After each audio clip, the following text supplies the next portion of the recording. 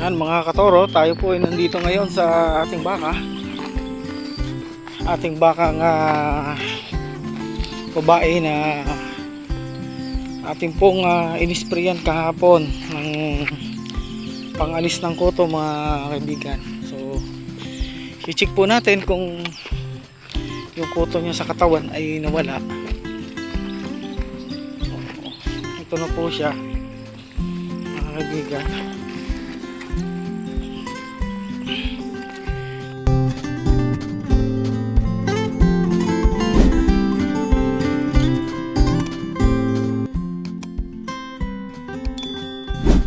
Po yung aking baka. So double check natin.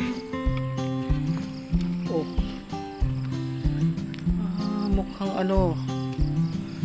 Mukhang epektibo naman yung ating in-spray sa kanya pangpatay ng kuto.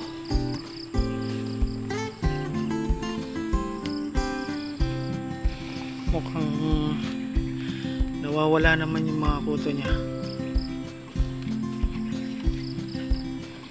Ito nga po pala yung kanyang anak, si papalit kay Turong Gala.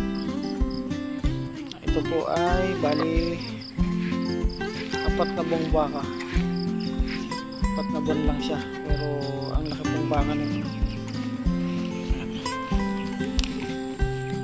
Ito po yung tainga niya, oh.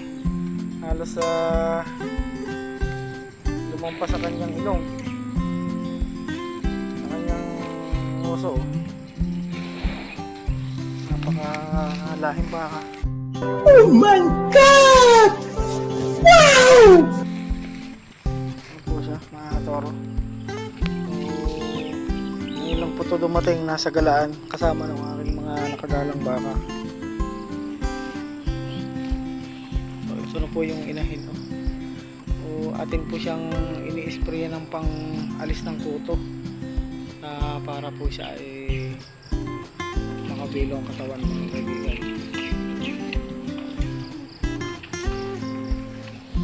Naman dalawa nating baka nandun banda. Uunahin ko pong lipat tong mag-ina, tong mag-inang baka.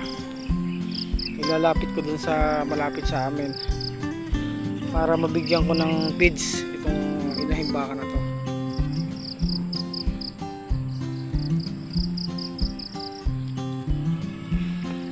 Lipat na po natin mga kaibigan.